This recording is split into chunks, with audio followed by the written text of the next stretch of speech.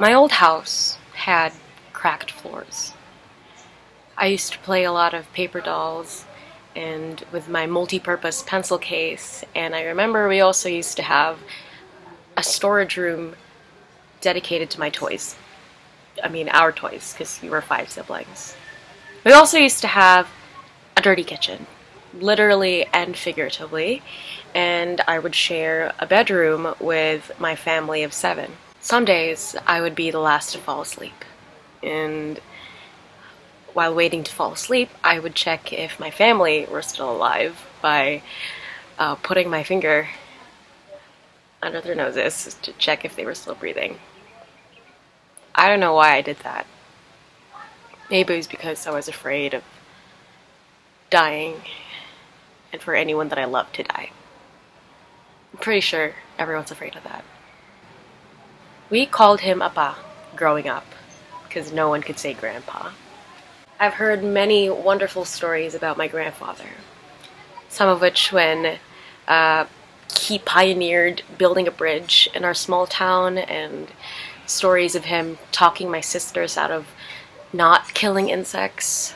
And I know that he worked as an engineer in Saudi Arabia and Indonesia for a few years.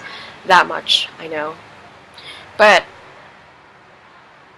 I never really got to know him in a personal level because his health and mobility were rapidly declining as soon as I was growing old enough to remember anything. My family tells me that I used to be really mean to him when I was a kid, and I would make fun of him because he was old. And I feel horrible at the thought that that might be the only memory we have of each other, me and my grandpa. But I find comfort in the idea that his Alzheimer's must have erased that from his memories. I remember, even in his condition, he would still ask, "Do you have the gravel? Do you have the cement?" He's always been an engineer. Death is weird. I'm not really deeply affected by the loss of my grandfather because I never really grew up with him. But the weirdest part is seeing my family being affected by this because they were the ones who actually grew up with him. And it pains me to see them being in so much pain. A month before my grandfather died, I was at a hotel with my sister, my aunt, and my uncle. In the morning, my aunt got a call because she was a doctor, and she was told that paramedics, I think, were rushing to my grandfather's house because he was at the brink of dying.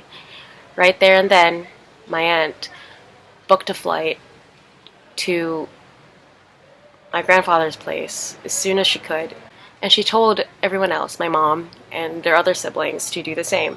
And they did. They dropped everything, and they drove 4 hours to meet my grandpa. It wasn't the last time that they saw my grandfather, but I believe the next would have been their last. And then he passed away, and that was it. The last time. There's a certain eerie feeling to the idea that something could be your last, and you wouldn't even know it. Some people are lucky enough to anticipate for this last moment, but not everyone has that luxury. And usually, there comes a lot of pain and struggling in exchange for the anticipation. So really, no one wins at all. I don't know when my last time for anything is going to be. And the scary part is I haven't really lost anyone particularly close to me, so I don't know what it feels like. I don't know the heart-wrenching pain that loss comes with. But it's inevitable, isn't it? I don't think anyone could ever be prepared for that. I know my dad wasn't when he lost his sister in his 20s, and when he lost his parents 20 years after. I know my mom wasn't when she lost her mom when she was in college, and when she lost my grandfather last week. And I know I won't be. Ever. For anyone that I love. My only takeaway from this is to just be prepared. Be prepared for my last anything.